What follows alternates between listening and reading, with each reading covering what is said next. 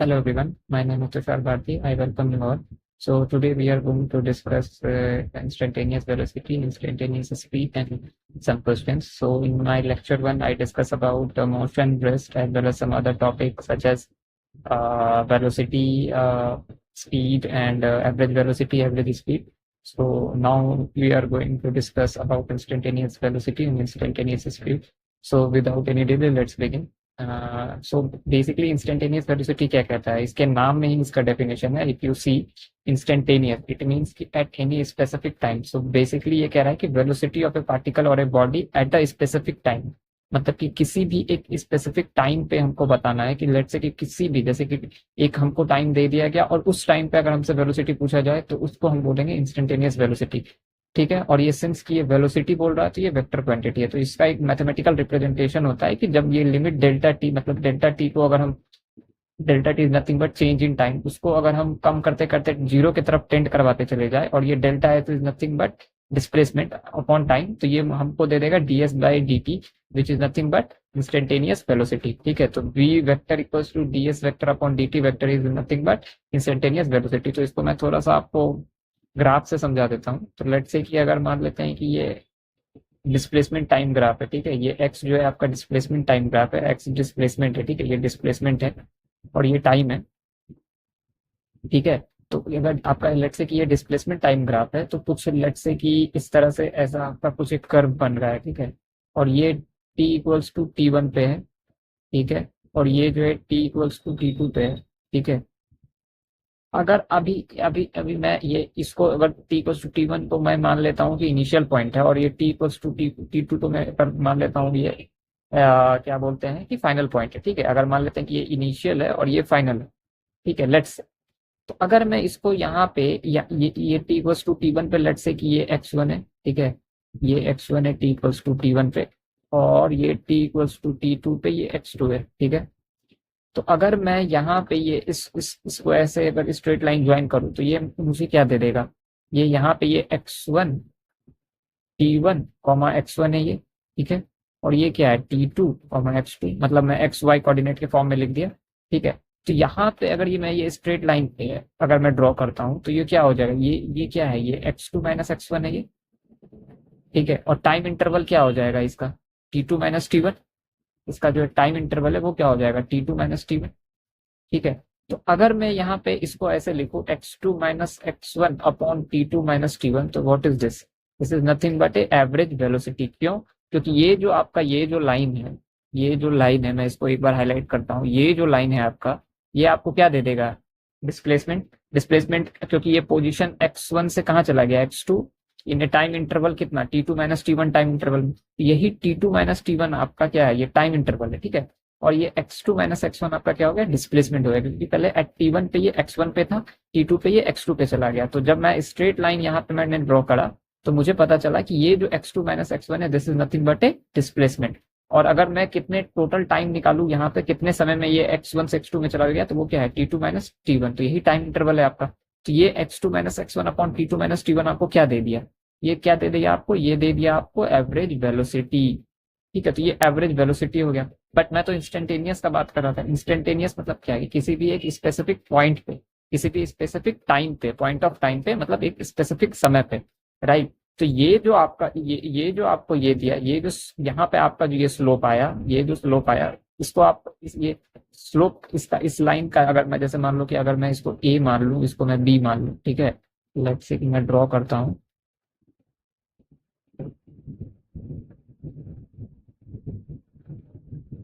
इसको मैं point A मान लेता हूं और इसको मैं पॉइंट बी मान लेता हूं. तो स्लोप ऑफ ए बी क्या आ गया, स्लोप ऑफ ए बी क्या आ गया, y2 minus Y one upon X two minus x1 होगा. आई होप कि आपको पता होगा स्ट्रेट लाइन का स्लोप क्या निकलता है. तो वो क्या हो जाएगा, x2 minus x1 upon t2 minus t1.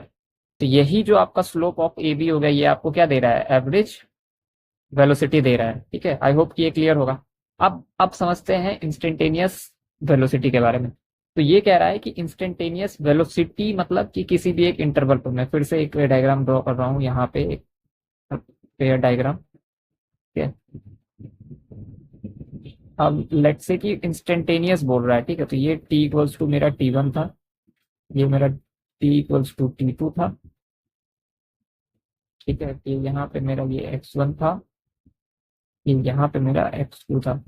ये कह रहा है कि और मैंने बताया कि ये T1 से T2 के बीच में ये कहाँ चला गया पार्टिकल, A से B में, ठीक है, विच इज नथिंग बट ये आपका T1, x1 है और ये आपका T2, x2 है।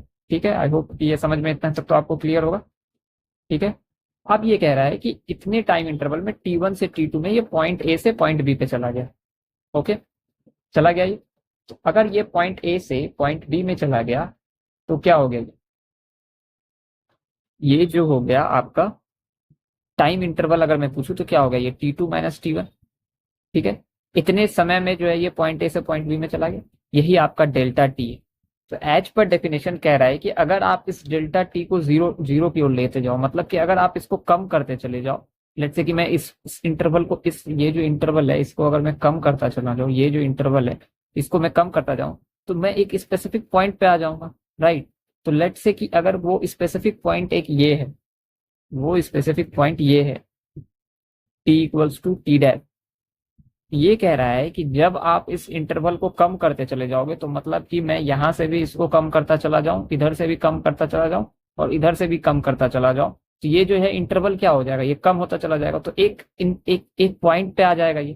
तो जब मैं डेल्टा टी को टेंस टू जीरो कर दूं, तो जब मैं ये कम कर रहा हूं तो लेट से कि यहाँ से ये भी तो कम हो रहा है, ये भी तो डेल्टा एस भी तो कम हो रहा है, ये जो आपका ये डिस्प्लेसमेंट है, मैं इधर आ रहा हूँ, ठीक है, ऐसे आ रहा हूँ, तो ये भी तो सिकुड़ता जा रहा है, इधर भी घट रही है और इधर भी ये घटता जा रहा है। तो ये आपको क्या बोल रहा है कि ये आपको एक ds वेक्टर अपॉन dt दे देता है। तो ये ds वेक्टर अपॉन dt है क्या, ds वेक्टर अपॉन dt, इसको ध्यान से देखना, ये कुछ नहीं है, nothing, it is nothing but ये स्लोप है और फिर टेंजेंट। तो इस कर्व का जो है यही आपका इंस्टेंटेनियस वेलोसिटी है।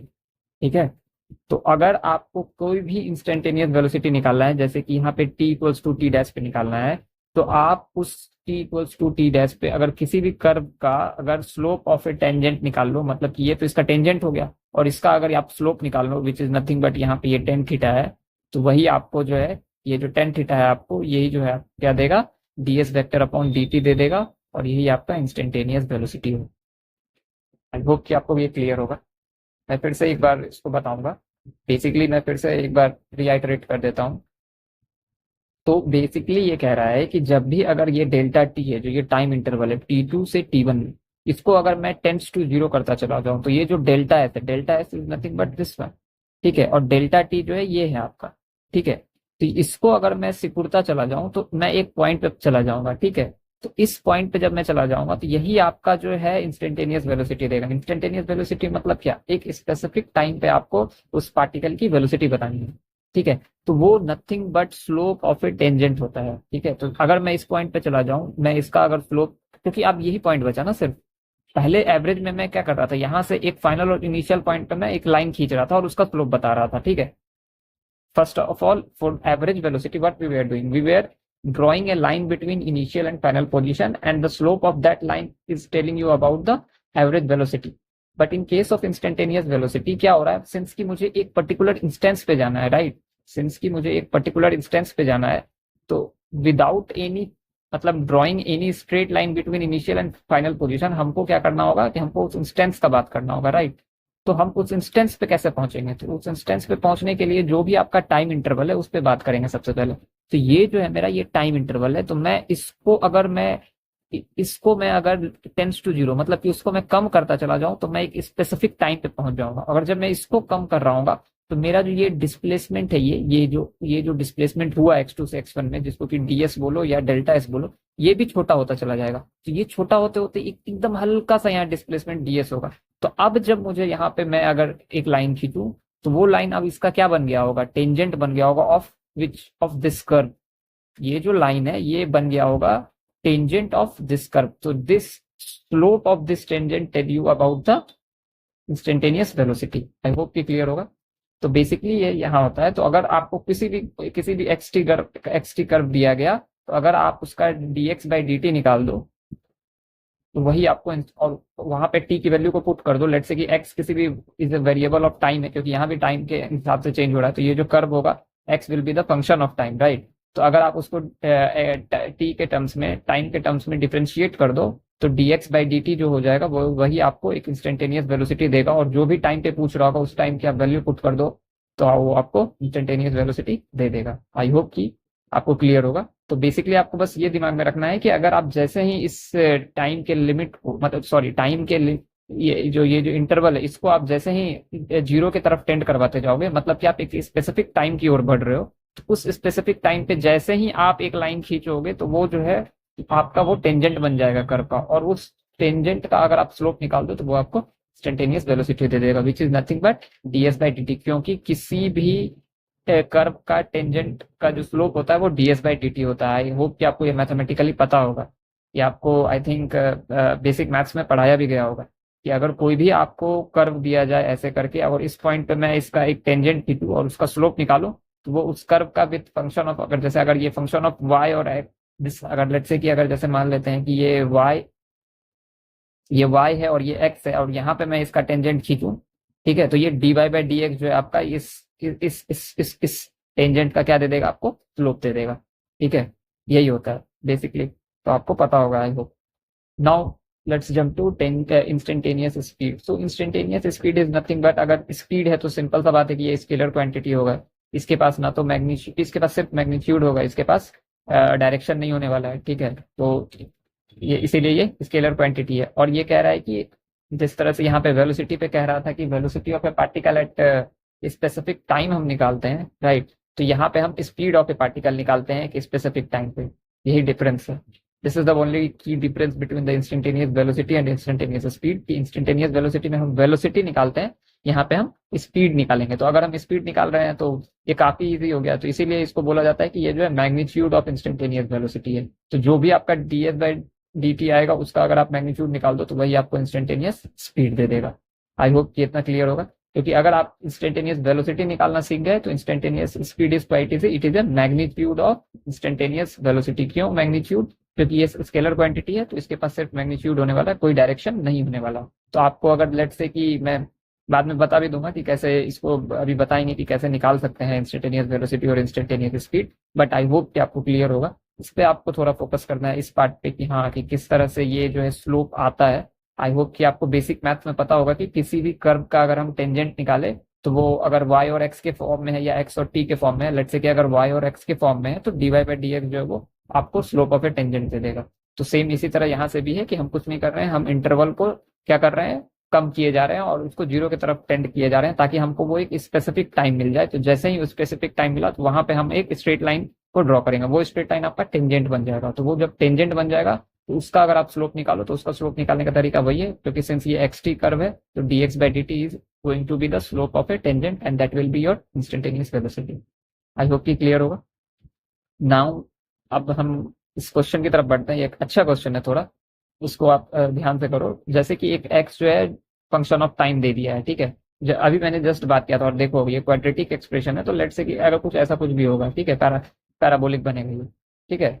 तो इसी तरह से x और t का ग्राफ में, तो मैं अभी बोल भी रहा था मैं कि अगर इंस्टेंटेनियस आपको निकालना हो तो आपको x जो है पोजीशन जो है टाइम के रिस्पेक्ट में चेंज होता रहेगा, तो x जो है फंक्शन ऑफ t होगा। तो आप अगर dx बाई dt डिफरेंशिएट कर दो और कोई भी एक टाइम जैसे कि t इक्वल्स टू 2 3 4, जैसे कि यहाँ 0 to 5 दिया हुआ है, तो t इक्वल्स टू 2 पे पुट कर दो तो आपको t इक्वल्स टू 2 के समय का वेलोसिटी मिल जाएगा। इंस्टेंटेनियस स्पीड पूछा है तो उसका मैग्नीट्यूड निकाल लो, मिल जाएगा। ठीक है, तो आई होप कि क्लियर होगा। Let's jump to this question. ये क्या कह रहा है, तो ये कह रहा है कि x equals to T square minus 60 plus 4 आपको दिया हुआ है, ये पोजीशन है जो कि वेरी कर रहा है टाइम।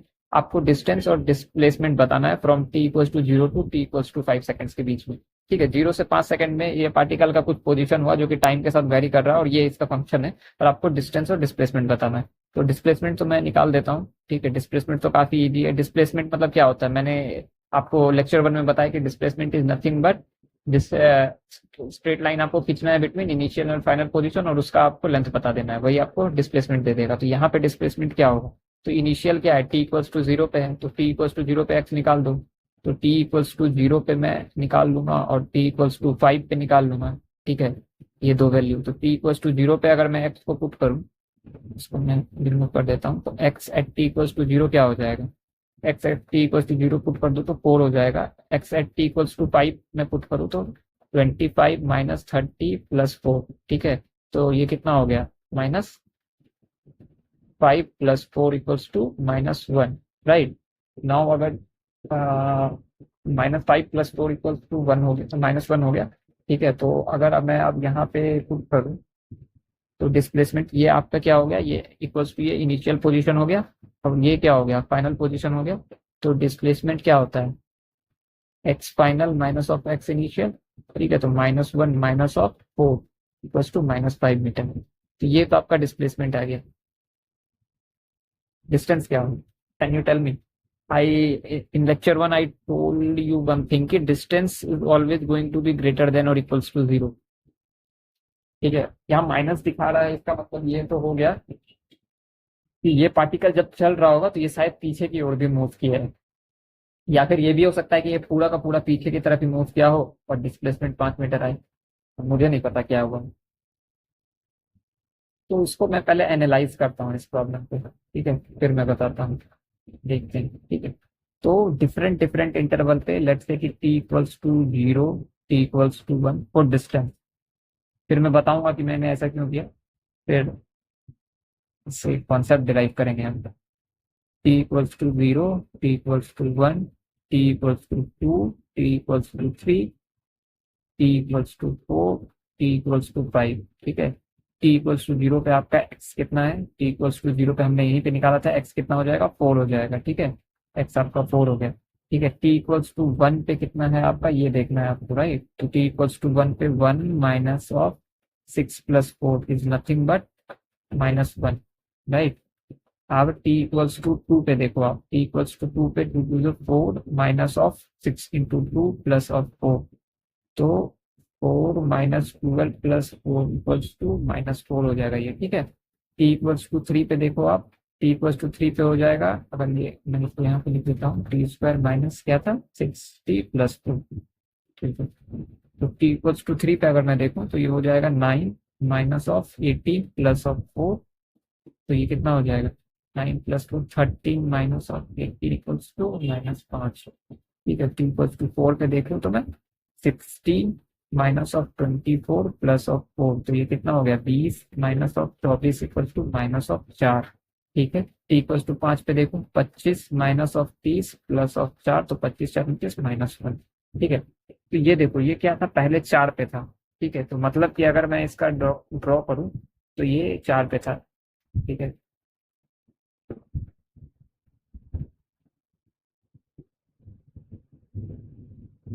यहाँ से मैंने 0 1 2, तो स्ट्रेट लाइन है, 3 4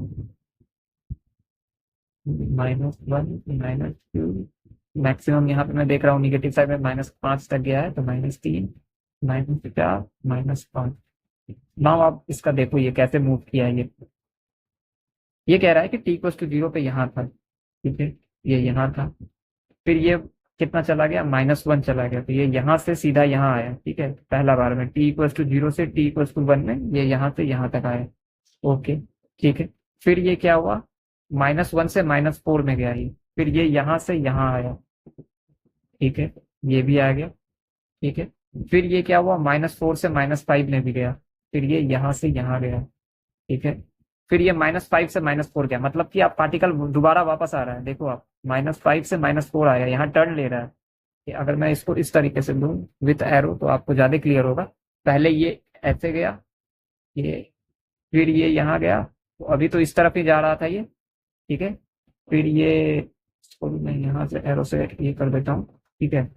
ये फिर यहाँ से ये यहाँ गया -5, अब देखो ये -4 से -5 में गया t इक्वल टू 3 पे, फिर 0 से 1 1 से 2 2 से 3, हाँ 2 से 3 में -5 पे गया, अब ये 3 से 4 में -5 से -4 पे चला गया, मतलब कि ये यहाँ आ गया, ठीक है।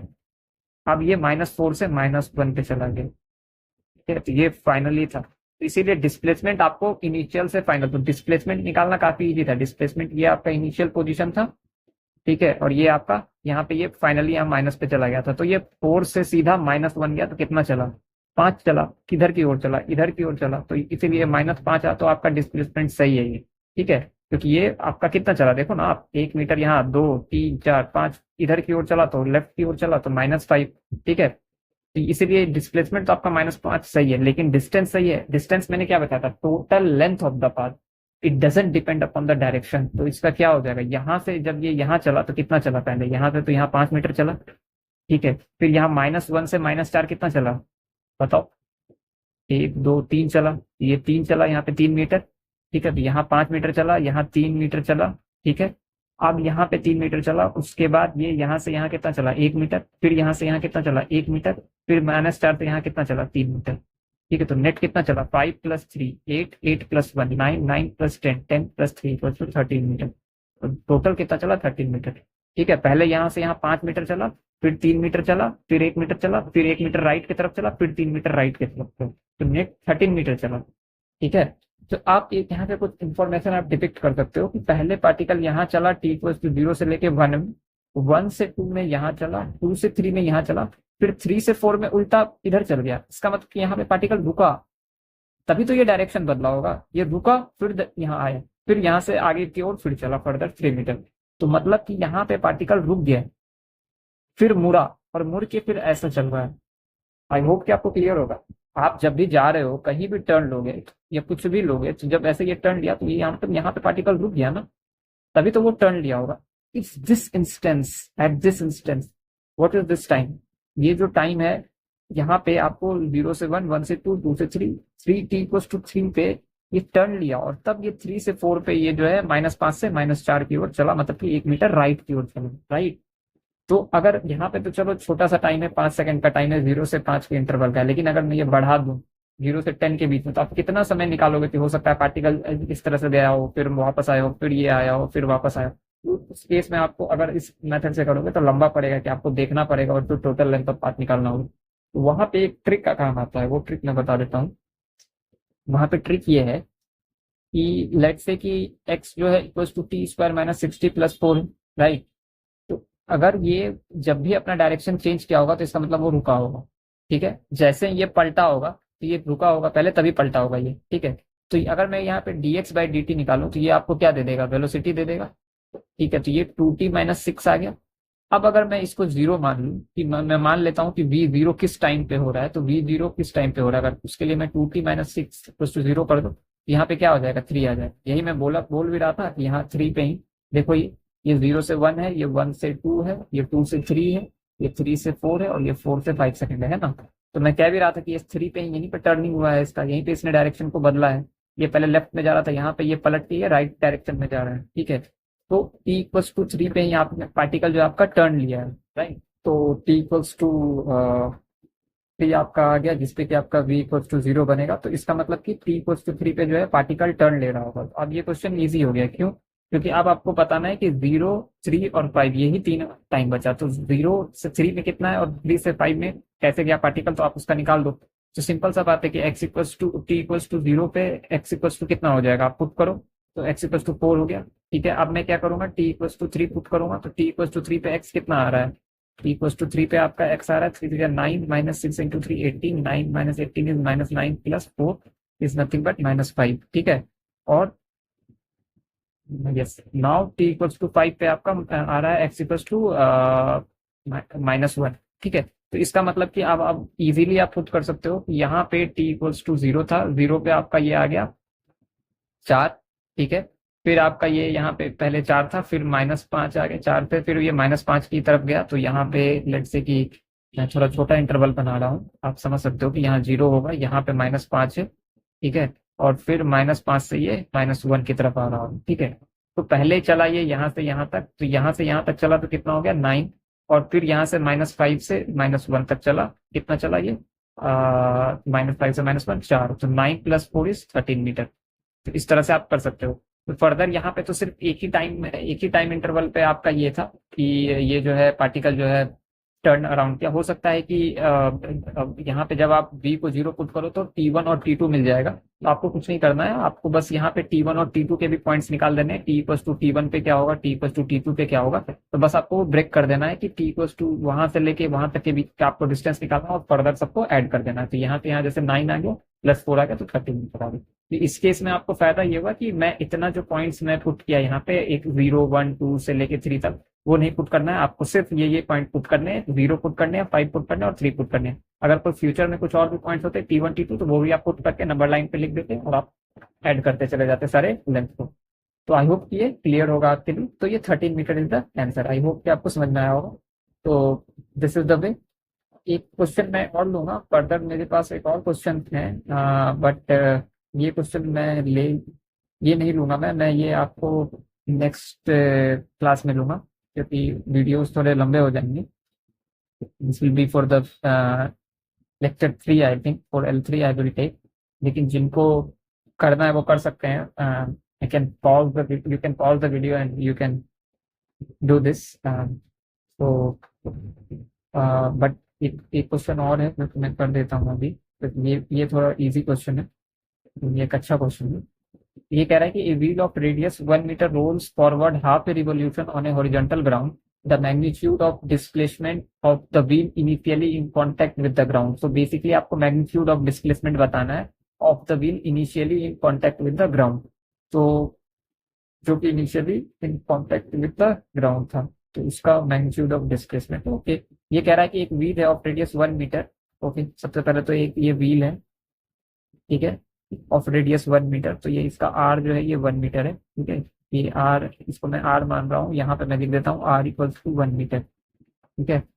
और ये कह रहा है कि half a revolution on a horizontal, ये आधा रिवोल्यूशन लिया। तो डिस्प्लेसमेंट, अगर आधा रिवोल्यूशन ये करता है तो displacement of the wheel initially in contact, तो लेट्स से कि ये पॉइंट है ए, ये इनिशियली जो था ये ग्राउंड है, ठीक है, ये चल रहा है, ये ग्राउंड है, ये इनिशियली ये ग्राउंड है, ठीक है। ये पॉइंट ए जो था, ये जो पॉइंट है ये जो है कॉन्टेक्ट पे है ग्राउंड के, ठीक है। और जब ये हाफ ऑफ रिवोल्यूशन कर लिया तो इस पॉइंट का डिस्प्लेसमेंट क्या होगा, बेसिकली यही पूछ रहा है। The magnitude of displacement of the wheel initially in contact with the ground is, तो मतलब ये पॉइंट जो था ये इनिशियली जो था कॉन्टेक्ट पे था ग्राउंड पे, ठीक है।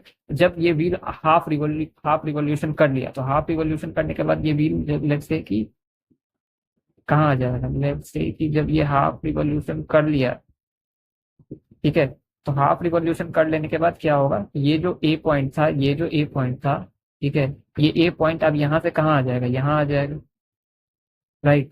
तो ये जो ये आपका, तो आपका इसी का डिस्प्लेसमेंट बताना है। तो डिस्प्लेसमेंट मतलब इनिशियल पोजीशन तो यहाँ था, फाइनली यहाँ था, मुझे मैग्नीट्यूड बताना है। तो I won't be bother about direction, मैं सिर्फ फाइनल और इनिशियल के बीच में डायरेक्टली मैं जो क्या कर लूंगा, एक लाइन खींचूंगा और उसका मैं स्ट्रेट लाइन का मैं लेंथ बता दूं तो वो मुझे पता चल जाएगा कि यही डिस्प्लेसमेंट है। तो इनिशियली जब ये व्हील यहाँ पे था ग्राउंड में, हाफ रिवोल्यूशन करेगा, तो ये अगर पूरा चक्कर काटा होता तो ये पॉइंट फिर से यहीं आ जाता है, सिंस ये हाफ रिवोल्यूशन किया है तो ये यहाँ आ जाएगा। तो मुझे बस इसका डिस्टेंस निकालना है, ठीक है। तो ये कितना होगा, तो ये तो हमेशा से ये तो 2r हो जाएगा, क्योंकि ये डायमीटर है, ठीक है, ये 2r हो जाएगा। ये पॉइंट हमेशा यहाँ टॉप पे ही रहेगा, ये टॉप पे रहेगा, तो ये सेंटर से पास होते हुए ये 2r हो जाएगा।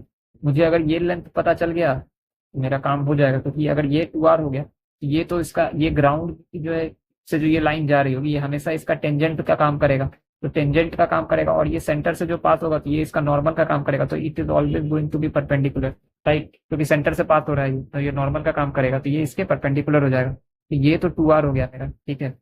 अब लेट से कि इस पॉइंट को मैं मान लेता हूँ सी, ये सी हो गया ए सी, और इस पॉइंट को मैं ए डैश मान लिया, ठीक है। ए इज ए डैश, मतलब एक तरह से, ठीक है। तो ए सी ए आपका एक ट्राइंगल बन गया, ए सी ए डैश आपका ट्राइंगल बन गया। तो मुझे ए डैश निकालना है। A dash is magnitude of displacement, A dash is magnitude of displacement, ठीक है। और ए डैश सी जो है आपका 2r है, ठीक है। मुझे ए सी निकालना है। ए सी, व्हाट इज ए सी, अगर ए सी निकल गया तो मैं ए डैश निकाल लूंगा पाइथागोरस थ्योरम से, राइट। ये स्क्वायर प्लस ये स्क्वायर अंडर रूट में ये मुझे ये दे देगा। तो ये कितना हो जाएगा, ए डैश, ये लिख देता हूँ मैं, A dash is nothing but root under A C square plus of A dash C का स्क्वायर, ए डैश सी का स्क्वायर, और ये ए सी स्क्वायर है, या ए सी का होल स्क्वायर लिख लेता हूँ, ठीक है। ए सी का स्क्वायर मुझे निकालना है, ये मुझे नहीं पता, ये तो पता है मुझे, ये 2r का होल स्क्वायर हो जाएगा, ये 4r स्क्वायर है, ठीक है। नाउ मैं ए से निकालने पे फोकस करते हैं। तो जब ये अगर पूरा रिवॉल्यूशन हो जाता व्हील का, ये जो व्हील अगर ये पॉइंट यहाँ से यहाँ अगर पूरा रिवॉल्यूट करता, अगर करता तो ये कितना जाता, यहाँ जाता, ठीक है, तो अगर ये पूरा रिवॉल्यूशन करता तो ये यहाँ से यहाँ अगर आ गया होता, ठीक है, नीचे आ जाया होता, तो फिर ये एसी का लेंथ कितना होता, 2 पाई आर होता ना, क्योंकि पूरा एक होल रिवॉल्यूशन में ये ये कितना लेंथ जो है, ये जितना इसका सर्कल का सरकमफेरेंस क्या है, 2 पाई आर। तो जब ये चल रहा होगा, ये जब आगे की तरफ बढ़ेगा, ये इस तरफ जब ये आगे की तरफ चलेगा, तो ये कितना हॉरिजॉन्टल डिस्टेंस कवर करेगा, जितना इसका लेंथ है उतना ही तो ये हॉरिजॉन्टल डिस्टेंस कवर करेगा ना। जितना इसका सरकमफेरेंस है, या लेट्स से कि इसका लेंथ है, उतना ही तो जब ये डिस्टेंस आगे की तरफ जाएगा तो उतना ही तो हॉरिजॉन्टल डिस्टेंस भी कवर करेगा ना, पूरे एक होल रिवॉल्यूशन में। राइट, अगर मैं इसको आगे बढ़ाता चला जाऊं, ऐसे ऐसे ऐसे करके, ऐसे ऐसे करके, ऐसे ऐसे करके, तो ये पूरा एक होल रिवॉल्यूशन करते करते ये कितना डिस्टेंस कवर कर लेगा, 2 पाई आर, जितना इसका लेंथ है। लेकिन ये कितना कह रहा है कि ये wheel of radius half revolution क्या है, तो कितना रिवॉल्यूशन उसका होगा, 5 आर। राइट, 5 आर हो जाएगा, तो 5 आर हो जाएगा इसका रिवॉल्यूशन। आपका एसी कितना हो जाएगा, एसी नथिंग बट 5 आर। आप यहाँ पे एसी को 5 आर उठा के रख दो, तो ये कितना हो जाएगा, pi square R square plus of 4 R square. Right, R square को आप बाहर निकाल के कॉमन लिख दोगे तो ये पाई स्क्वायर प्लस 4 हो जाएगा।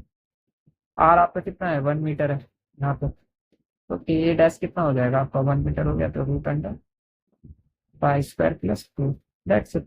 यही आपका मैग्नीट्यूड ऑफ डिस्प्लेसमेंट है, यही आपका आंसर है, root under pi square plus 4, यही आपका आंसर है। आई होप कि आपको समझ में आएगा। ये वाले क्वेश्चन को मैं बाद में लूंगा, क्योंकि otherwise it will be a long video. तो इस वाले क्वेश्चन को मैं बाद में लूंगा। एक और क्वेश्चन है, अ, वो भी है, इसको भी मैं बाद में लूंगा। ठीक है, तो आई होप कि आपको आज का लेक्चर समझ में आया होगा।